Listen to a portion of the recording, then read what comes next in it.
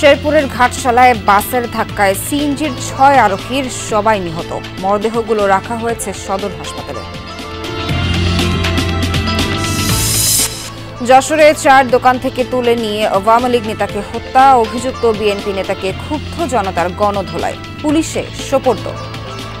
রহিস নামে বিএনপির এক কর্মী ঘাট দখলের কেন্দ্র করে দ্বন্দ্বে তুলে নিয়ে কুপিয়ে কর ভবনের পিছনে ফেলে রেখে চলে যায়। চলে যাওয়ার সময় জনগণ কর্তৃক ধৃত হয় রহিস। সিলেটে নেওয়া হয়েছে বিএনপি নেতা হারিস চৌধুরীর দেহাবশেষ। বাদ জোহর জানাজা শেষে কানাইঘাটের রাষ্ট্রীয় মর্যাদায় দাফন। 15টা বছর ধরে তার নামে যথেচ্ছাচারিতা করে একটা মানুষকে একটা ভিন্ন রূপে প্রেজেন্ট করে আজকে যে সে ন্যায় বিচারটা পাচ্ছে, আল্লাহ যে সুবিচারটা দিয়েছেন সেটা প্রমাণ করে যে সে এক নেক বান্দা ছিল। বৈষম্য বিরোধী আন্দোলনে নিহতের ঘটনায় কুমিল্লার 4 জনকে ফাঁসানোর অভিযোগ ছাত্রদল নেতার বিরুদ্ধে। চার্জশিট দেওয়ার আগে খতিয়ে দেখার আশ্বাস পুলিশের। এর নাম ওই কোনোদিন শুনি নাই যে সত্যপুর থানা বা কোন জায়গায় কোনো আছে কি না। 10 লাখ টাকা চাইছে, আমরা তো কোনো ক্রমে আমরা চলে ফিরে যেতে না, ছেলে মেয়ে লইয়া আমরা 10 লাখ টাকা আমরা করতে দিই।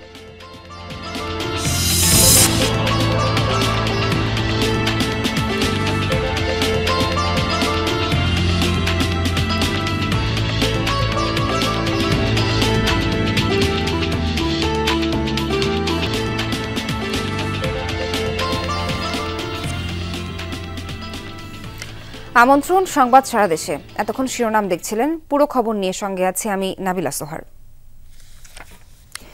শেরপুরের ঘাটশালা এলাকায় বাস সিএনজি সংঘর্ষে 6 জন নিহত হয়েছে।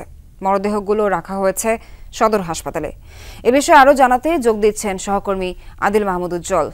উজ্জ্বল, এই দুর্ঘটনাটা আসলে কি করে ঘটলো, এই বিষয়ে বিস্তারিত কি তথ্য আছে জানতে চাই। একই সাথে যারা নিহত হয়েছেন তাদের পরিচয় কি জানা গেছে কিনা?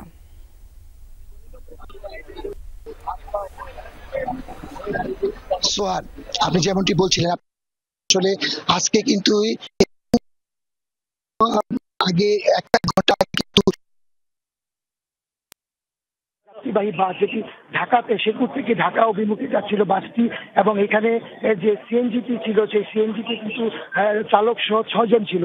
সেই চালক সহ 6 জনের আসলে আমরা যতটুকু জেনেছি বাসটি বেপরোয়া গতির কারণেই কিন্তু এই সড়ক দুর্ঘটনার ঘটনাটি ঘটেছে, এবং সেই মুখোমুখি সংঘর্ষে কিন্তু চালক সহ 3 জন নারী এবং 3 জন পুরুষ 6 জনই কিন্তু মৃত্যুবরণ করেছে। এবং এই খবর পাওয়ার সাথে সাথে ফায়ার সার্ভিস এবং পুলিশ কিন্তু এখানে এসেছে, এবং ইতিমধ্যে বাসটিকে সরিয়ে নেওয়া হয়েছে। রাস্তা এখনো ক্লিয়ার হয়নি, এখানে কিন্তু প্রচুর জনতা কিন্তু আসলে এখানে উৎসুক জনতা ভিড় করেছে, এবং যে কারণে কিন্তু আসলে কিছুটা বিলম্বিত হয়েছে।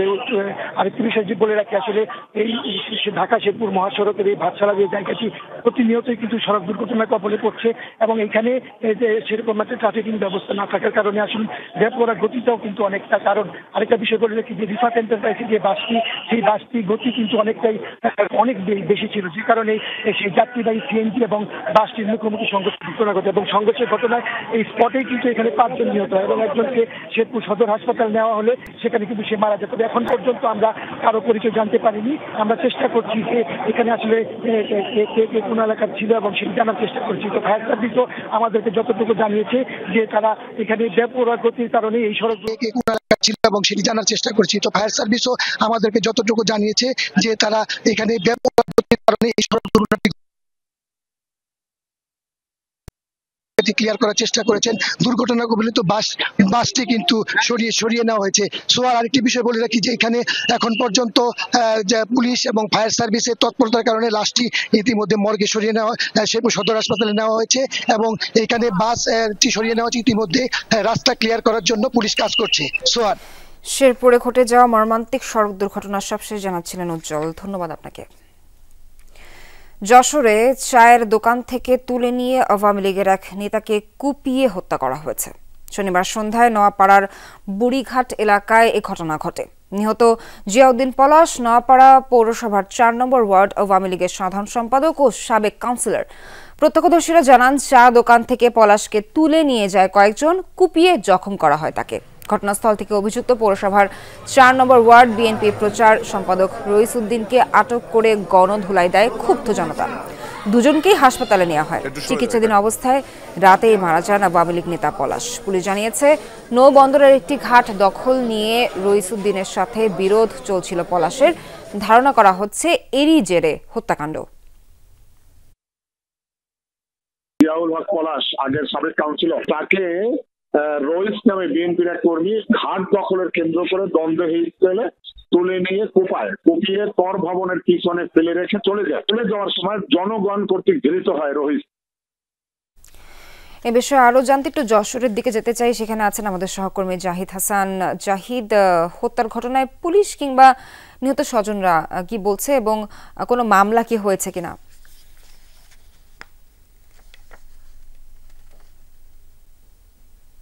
সোয়াদ, ধন্যবাদ। আমি আছি যশোর জেনারেল হাসপাতালে, যে নোয়াপাড়া 4 নম্বর ওয়ার্ডের যে সাবেক কাউন্সিলর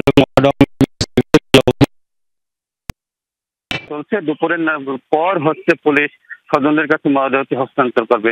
আমরা পরিবার এবং পুলিশের সাথে কথা বলেছি। আমরা যত জানাচ্ছি যে ওদের পলাশ দীর্ঘদিন ধরে আওয়ামী লীগের সঙ্গে রাজনীতি করতেন এবং ভালো আলোচনা থাকার কারণে উনি জনপ্রতিনিধি নির্বাচিত হয়েছিলেন। গতকাল মার্ডারের পর যে বিএনপি কর্মীটাকে যে হত্যার শিকার হয়েছিল, মূলত পুলিশ বলছে যে স্থানীয় একটি ঘাট দখলকে কেন্দ্র করে এই ঘটনা ঘটছে এবং জানার পরে যে স্থানীয়রা যে বিএনপি কর্মী রহিস তাকে গণপিটুনি দেয়। পরে যে স্থানীয়রা যে বিএনপি কর্মী রহিস তাকে গণপিটুনি দেয়। গণপিটুনি দেওয়ার পরে পুলিশে সাপোর্ট করে আর কি। তারপরে পুলিশ উদ্ধার করে আর কি। এই ঘটনায় এখন পর্যন্ত কোনো মামলা হয়নি। বিকাল নাগাদ মরদেহ মানে দাফন করার পরেই মামলা হবে বলে আমরা পুলিশ সূত্রে জানতে পারছি। এই ছিল সোহার, যশোর থেকে। পলাশ, ধন্যবাদ আপনাকে। সিলেটে নেওয়া হয়েছে সাবেক প্রধানমন্ত্রী খালেদা জিয়ার রাজনৈতিক সচিব মুক্তিযোদ্ধা হারিস চৌধুরীর দেহাবশেষ। সার্কিট হাউসে রাখা হয়েছে মরদেহ। বাদ জোহর শাহী ঈদগাহ ময়দানে জানাজা অনুষ্ঠিত হবে। পরে কানাইঘাটে নিজের গড়া শফিকুল হক মেমোরিয়াল এতিমখানার প্রাঙ্গণে রাষ্ট্রীয় মর্যাদায় সমাধিত করা হবে হারিস চৌধুরীকে। মেয়ে সামিরা তানজিন চৌধুরী জানান, প্রতিহিংসার কারণে গত 15 বছরে তার বাবাকে ভিন্নভাবে উপস্থাপন করা হয়েছে।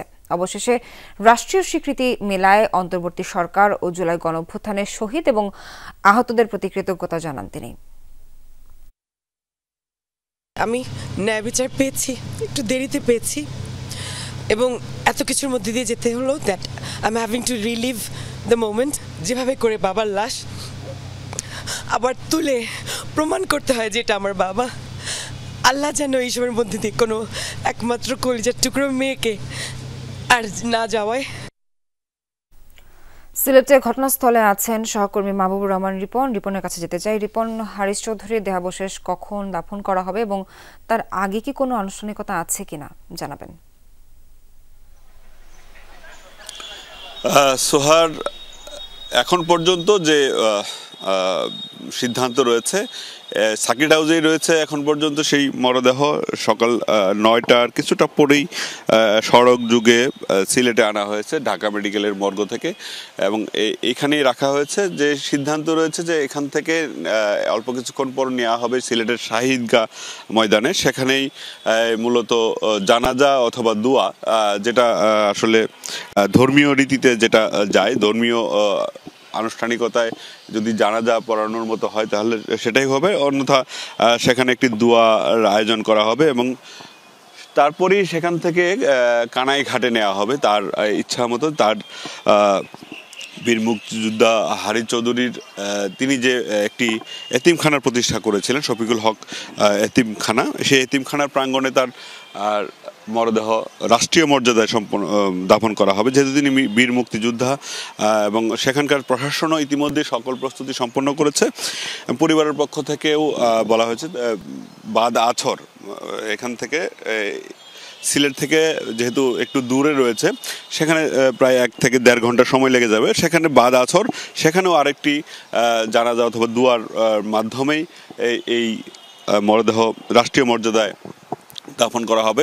আপনি জানেন যে 2021 সালের 3 সেপ্টেম্বর তিনি যখন মারা যান, আর আওয়ামী লীগ সরকারের কারণে তার পরিচয় গোপন করে সাভারের একটি মাদ্রাসায় তাকে দাফন করা হয় এবং পরবর্তীতে তার পরিবারের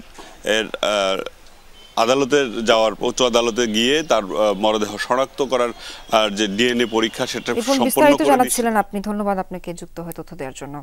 রাজধানীর সূত্রাপুরে ছাত্র আন্দোলনে নিহতের ঘটনায় আসামি করা হয়েছে কুমিল্লার 4 জনকে। স্বজনদের দাবি, পূর্ববিরোধের জেরে তাদেরকে ফাঁসিয়েছেন হোমনালেক ছাত্রদল নেতা।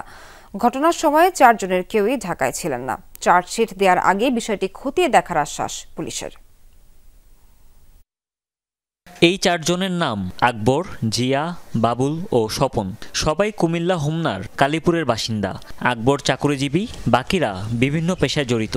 এই 4 জনই গ্রেফতার হয়েছেন বৈষম্য বিরোধী ছাত্র আন্দোলনের হত্যা মামলার আসামি হিসেবে। মামলার এজাহারে উল্লেখ, আন্দোলন চলাকালে গত 24 জুলাই রাজধানীর সূত্রাপুরে নিহত হন সাগর মিয়া। এই ঘটনায় ভুক্তভোগী না হয়েও মামলা করেন সূত্রাপুরের বাসিন্দা বাসিরুল ইসলাম। হত্যা মামলায় 20 থেকে 23 নম্বর আসামি করা হয়েছে আকবর, জিয়া, বাবুল ও স্বপনকে। পরিচয় দেয়া হয় আওয়ামী লীগ নেতা হিসেবে। স্বজনদের দাবি, ঘটনার সময় 4 জনের কেউই ঢাকায় ছিলেন না। এর নাম ওই কোনোদিন শুনি নাই যে সত্যপুর থানা বা কোন জায়গায় কোনো আছে কি না। মুসার ছেলে মিথ্যা মামলা ফাঁসাইছে হ্যাঁ, বাড়ি বাড়ি একটা মসজিদ নিয়ে একটু গ্যাঞ্জাম ছিল হ্যাঁ সাথে। পয়সালে 10 লাখ টাকা চাইছে, আমরা তো কোনো ক্রমে আমরা চলে ফিরে যাইতে না, ছেলে মেয়ে লইয়া আমরা 10 লাখ টাকা আমরা করতে দিই। লাঠি দিয়ে দুয়ারটা ভাঙ্গিয়া গিয়ে ঘরে ঢুকছে, ঢুকিয়া সাইরা হের বাপরে 2 হাতে টাইনা আইনা এই থুলা কারা। 4 জনকে মিথ্যা মামলায় ফাঁসানো সংক্রান্ত কথোপকথনের একটি ভিডিও ছড়িয়ে পড়েছে সামাজিক মাধ্যমে, যেখানে গ্রেফতার বাণিজ্য নিয়ে স্বীকারোক্তি দিতে দেখা যায় হোমনা উপজেলা ছাত্রদলের সদস্য সচিব ফয়সাল সরকারকে। কিন্তু ক্যামেরায় ভিন্ন দাবি করছেন ছাত্রদলের এই নেতা। যে ভাই সেখানে আমি স্বীকারোক্তি দিতে বাধ্য হয়েছি, পরিস্থিতিটা এরকম ভয়ানক হয়েছে যে স্বীকারোক্তি দেওয়া ছাড়া এখান থেকে আমার মুক্তির উপায় নেই। এত কিছু হয়ে গেছে, অথচ কুমিল্লার 4 আসামিকে চেনেন না মামলার বাদী। মামলাটা সম্বন্ধে আমাকে অনেকে ফোন দিয়ে নাম্বারটা আমাকে মিসইউজ করা হয়েছে, ঠিক আছে? আমি আপনাকে একটা নাম্বার দিচ্ছি, ওনার সাথে যোগাযোগ করলে হয়তো বুঝতে পারবেন না। স্থানীয়দের অভিযোগ, মিথ্যা মামলায় ফাঁসিয়ে অর্থ হাসিল করছে একটি চক্র। ঘটনা জানাজানি হওয়ার পর ফয়সালকে কারণ দর্শানোর নোটিশ দিয়েছে কেন্দ্রীয় ছাত্রদল। এনে পদের অপব্যবহার করা হয়েছে এবং একটা নিন্দনীয় কাজ, যে কাজটা হয়েছে এটা আমি একজন বাংলাদেশ জাতীয় দলের কর্মী হিসেবে আমি সমর্থন করি না। চার্জশিট দেওয়ার আগে বিষয়টি খতিয়ে দেখার আশ্বাস পুলিশের। হোমনা থেকে আমরা নিয়ে এসেছি তাদের, এটার ইনকোয়ারি চলতেছে, এটার শেষ না হওয়া পর্যন্ত ডিসক্লোজ করার সুযোগ নেই। আমরা তাদের বিষয়টা তদন্ত করে দেখতেছি। সাগর মিয়া হত্যার ঘটনায় সাবেক প্রধানমন্ত্রী শেখ হাসিনা সহ 125 জনের নামে মামলা দেওয়া হয়েছে। গ্রেফতার আছে 28 আসামি। হুমায়ুন রশিদ, যমুনা নিউজ। বাবা মারা যাওয়ার 5 মাস পর জন্ম শিশু ওমর ফারুকের। জুলাইয়ের আন্দোলনে প্রাণ যায় ভোলার মোহাম্মদ শাহজাহানের। বাবার বাড়িতে কোনো রকমে দিন কাটছে স্ত্রী ফাতেহার। শত প্রতিকূলতার মাঝেও স্বপ্ন বাবাহারা সন্তানকে মানুষ করার। জন্মদাতার আদর ভাগ্যে জোটেনি, কারণে অকারণে বায়না ধরা কিংবা বাবা বলে ডাকা হবে না নবজাতক ওমর ফারুকের।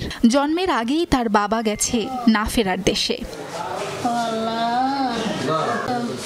ছাত্র আন্দোলনে যোগ দিয়ে 16 জুলাই ঢাকা বিশ্ববিদ্যালয়ের সামনে গুলিতে প্রাণ যায় শাহজাহানের। তখন 5 মাসের অন্তঃসত্ত্বা স্ত্রী ফাতেহা। 27 ডিসেম্বর জন্ম ওমর ফারুকের। যে বাবা সন্তানের নাম ঠিক করেছিলেন, তিনিই দেখে যেতে পারলেন না ছেলেকে। কষ্ট একটাই রইল যে তার বাবার নাম রেখে গেছে, তার চেহারাটা, মায়াবী চেহারাটা দেখে যেতে পারেনি। আর তার ভবিষ্যৎ কি হবে আমি জানি না, কারণ আমার নিজেরই কোনো ইয়ে নেই, আর্থিক অবস্থা নেই। আমার বাবা মারা গেছে ছোটবেলায়, আমরা 3 ভাই বোন, আমার মা বৃদ্ধ। তাই আমার কোনো আর্থিক কোনো কিছু নেই যে আমার সন্তানকে আমি চালনা করব। দ্বীপজেলা ভোলায় বাবা মা আর শ্বশুর বাড়ি। গত বছরের এপ্রিলে পারিবারিকভাবে শাহজাহানের সাথে বিয়ে হয় ফাতেহার। বিয়ের পর ঢাকার কামরাঙ্গীরচরে ভাড়া বাসায় থাকতেন এই দম্পতি। ফুটপাতে ব্যবসা করে সংসার চলত শাহজাহানের। আমার নাতি বাবা কইতো ভালো না, বাবার শব্দ মুখ দিয়া বাদ করতালো না, বাবার কুলো উঠতালো না। সে কি অপরাধী হয়েছে? ওদের চলার মতো কোনো আর্থিক কোনো নাই, মানে কিছুই রেখে যেতে পারে নাই। মানে ক্ষুদ্র একজন ব্যবসা ছিল তো, মানে কোনো অত অ্যাবিলিটি ছিল না। নিহত শাহজাহানের পরিবারের পাশে দাঁড়িয়েছে জেলা প্রশাসন ও বৈষম্য বিরোধী ছাত্র আন্দোলনের শিক্ষার্থীরা। ভবিষ্যতে তার যে স্বপ্ন ছিল সাধারণ ভাইয়ের যে তার ছেলেকে মাদ্রাসায় পড়ালেখা করাবেন এবং সুশিক্ষিত এবং সুনাগরিক হিসেবে গড়ে তুলবেন, সেই হিসেবে আমরা সার্বক্ষণিক তাদের ফ্যামিলির সাথে যোগাযোগ করব। জেলা প্রশাসনের পক্ষ থেকে এই বাবুটি বড় হওয়ার জন্য যা যা প্রয়োজন আমরা তা করব। আর তার পাশে আমরা আছি, জেলা প্রশাসন আছে, তার সে একটি অসহায় পরিবার, আমরা বিভিন্ন সময় সহায়তা করেছি, ভবিষ্যতেও আমরা তাকে সহায়তা করব। স্বামীর মৃত্যুর পর একমাত্র সন্তান নিয়ে বাবার বাড়িতে বসবাস করছেন ফাতেহা। সাবরিনা লিজা, যমুনা নিউজ। সরকারের পক্ষ থেকে দাবি পূরণের আশ্বাসে ৪৫ ঘণ্টা পর কর্মবিরতি কর্মসূচি প্রত্যাহার করেছেন নৌযান শ্রমিকরা। রাতে নৌপরিবহন অধিদপ্তরের মহাপরিচালকের সাথে বৈঠক করেন নৌযান শ্রমিক ফেডারেশন ও লাইটারেজ শ্রমিক ইউনিয়নের নেতারা। বৈঠক শেষে কর্মসূচি প্রত্যাহারের ঘোষণা আসে। সকাল থেকে চট্টগ্রাম বন্দরের বহির্নোঙরে মাদার ভেসেল থেকে পণ্য খালাস কার্যক্রম চলছে। গতি এসেছে বাঘাবাড়ি, নারায়ণগঞ্জ, পায়রাসহ সব নদী বন্দরেও। নীলফামারীর জলঢাকায় বুড়ি তিস্তা নদীর মনসারে ঘটে সেতু না থাকায় ভোগান্তিতে ৪ ইউনিয়নের লক্ষাধিক মানুষ। স্থানীয়দের অভিযোগ, বর্ষার সময় নৌকা আর শুষ্ক মৌসুমে কাঠের সাঁকো ভরসা, পারাপার হন টোল দিয়ে। জলঢাকায় বুড়ি তিস্তার মনসার ঘাট। শুষ্ক মৌসুমে নদী পারাপারে এই সাঁকোটি ভরসা ৪ ইউনিয়নবাসীর। আর বর্ষায় নৌকা ছাড়া গতি নেই। প্রতি বছরেই এই সময়টায় ঘাটে বাঁশের সাঁকো নির্মাণ করে ইজারাদার, আদায় করা হয় টোল। বর্ষায় নৌকা পারাপারেও গুনতে হয় টাকা। এতে ভোগান্তির শেষ নেই, ব্যাহত কৃষিপণ্য পরিবহন। এখানে প্রায় ১.৫ লক্ষের মতো মানুষ বসবাস করে। এদের খুবই কষ্ট করে বর্ষা মৌসুমে। আমরা ভালো স্কুল কলেজের জন্য বাইরে লেখাপড়া করি।